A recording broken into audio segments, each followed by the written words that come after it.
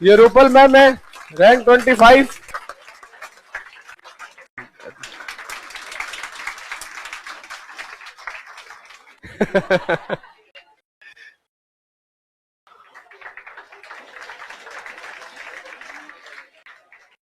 हाय, good morning.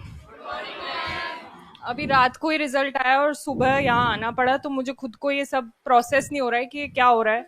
सोई भी नहीं हूँ मैं, बट बहुत अजीब सी फीलिंग है, क्योंकि मैं यहीं बैठा करती थी जहाँ आप लोग बैठे हैं, और ऐसे ही कोई टॉपर निकल के आता था और हम लोग ऐसे ही देखा करते थे उनको, जैसे शायद आप लोग आज मुझे देख रहे हैं। मैंने ऐसा कुछ नहीं उखाड़ दिया है, जैसे आप लोग बैठे वैसे ही मैं बैठा करती थी, क्लासेस अटेंड किया करती थी। बस ईश्वर की कृपा है कि फर्स्ट अटेम्प्ट में ये रैंक मिल गई।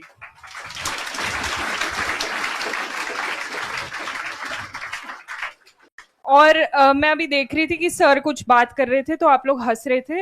एक बात मैं अनऑफिशियली मतलब बता रही हूँ कि सर की बातों को हल्के में मत लिया करो। सर जो बोलते हैं बिल्कुल सही बोलते हैं। सर की जुबान पे सरस्वती बैठती है।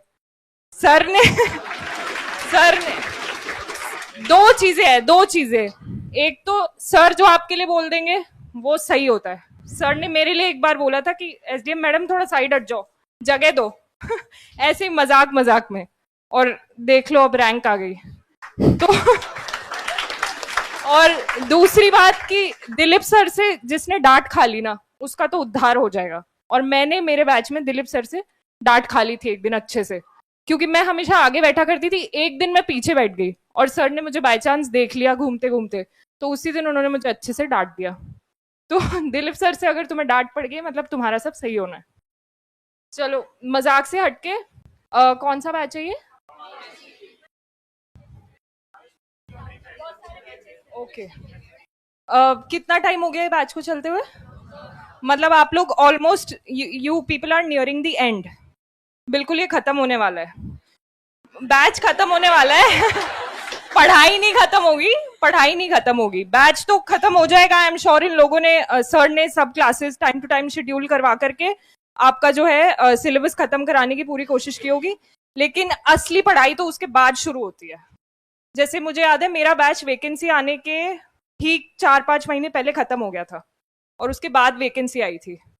तो यहाँ पे तुम कितना भी, यहाँ पे कितना भी क्लासेस अटेंड कर लो, टेस्ट दे लो, वो सब तो करना ही है।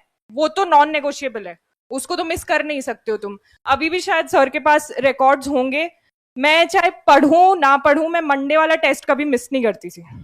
मंडे को चाहे ऑब्जेक्टिव टेस्ट हो चाहे सब्जेक्टिव टेस्ट हो, चाहे मेरी कितनी भी घटिया रैंक आ रही हो, चाहे मैंने नहीं पढ़ा हो, मैं बिना पढ़े भी मैंने 1-2 टेस्ट लिखे हैं, सिर्फ इसलिए कि चलो लिख के देखते कि क्या होता है।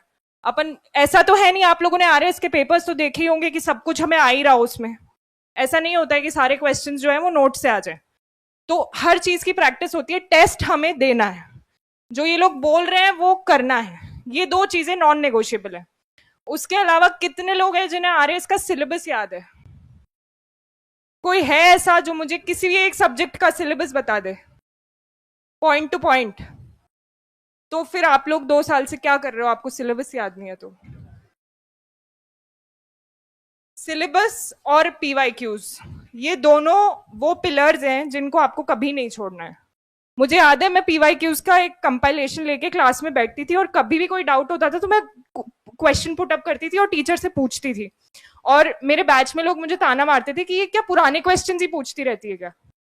बट वो पुराने क्वेश्चंस ही हैं जिनकी प्रेपरेशन से मुझे मेन से पहले इतनी अच्छी तैयारी हो गई थी कि मुझे हर टॉपिक का ऑलमोस्ट याद था कि इससे क्या क्या क्या क्या पूछा जा चुका है और अब क्या पूछा जा सकता है। प्री जो है वो हमारे हाथ में नहीं होता है, लेकिन मेन्स आप ऑलमोस्ट प्रिडिक्ट कर सकते हो। एटलीस्ट जो पेपर आपके नोट से आना है वो तो आप प्रिडिक्ट आराम से कर सकते हो। तो उसके लिए जरूरी है कि आप पीवाईक्यूज को बराबर पढ़ते रहो। आपको ध्यान रहना चाहिए कि कौन से टॉपिक से कौन से साल में कौन सा पीवाईक्यू पूछा गया है। And same goes for pre.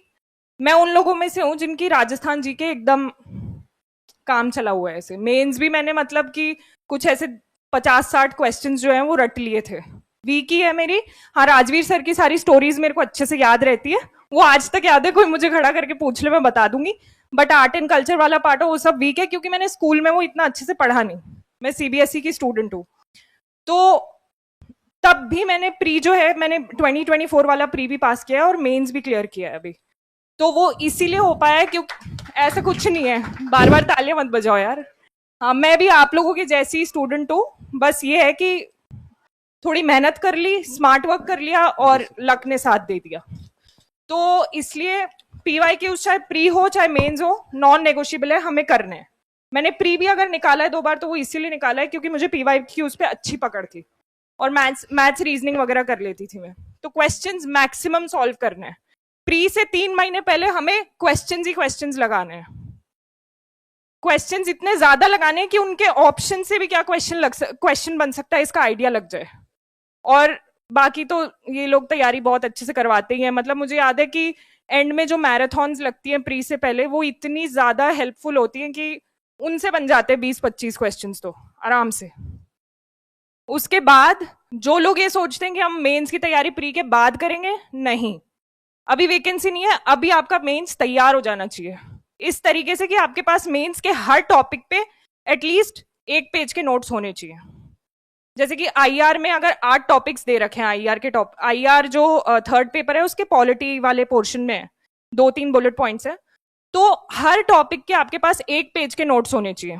मुझे याद है जब यहाँ मेंस की क्लासेस लग रही थी तो अभिषेक सर की क्लासेस लगी, तो अभिषेक सर ने बिल्कुल वैसे नोट्स बनवा के दिए थे और उन्होंने इतना सिंपल, आईआर की क्लासेस लग चुकी हैं तो उन्होंने ये फॉर्मूला बताया होगा कि 2 ही चीजें आईआर में, एक तो सहयोग और एक एग्जैक्टली तो इससे हर क्वेश्चन बन जाएगा अगर थोड़ा सा दिमाग लगाओगे तो।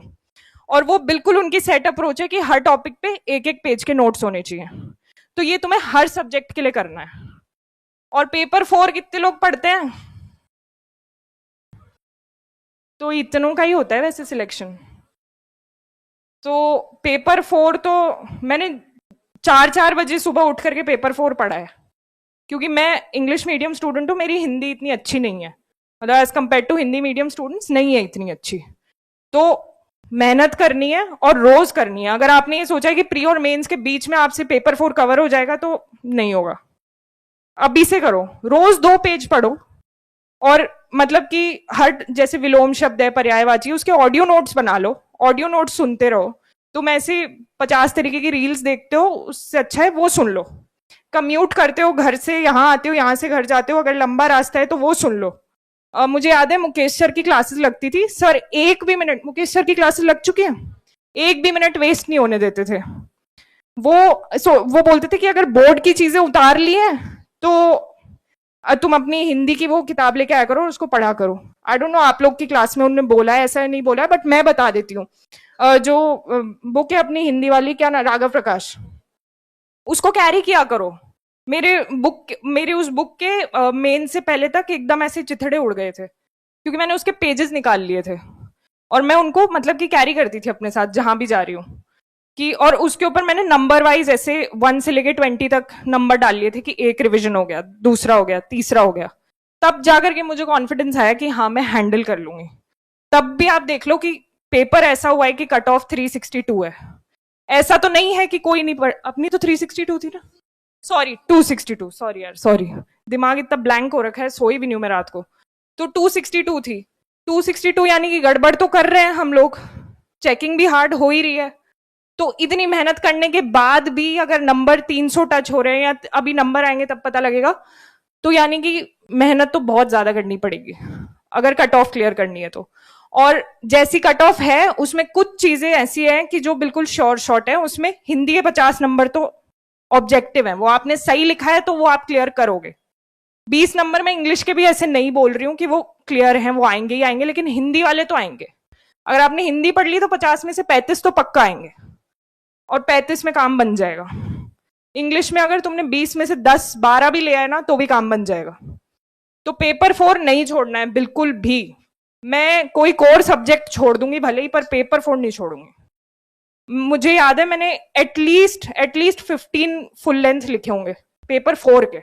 इतने पेपर 1, 2, 3 के नहीं लिखे थे जितने पेपर 4 के लिखे थे। तो मेहनत इस लेवल की करनी पड़ेगी।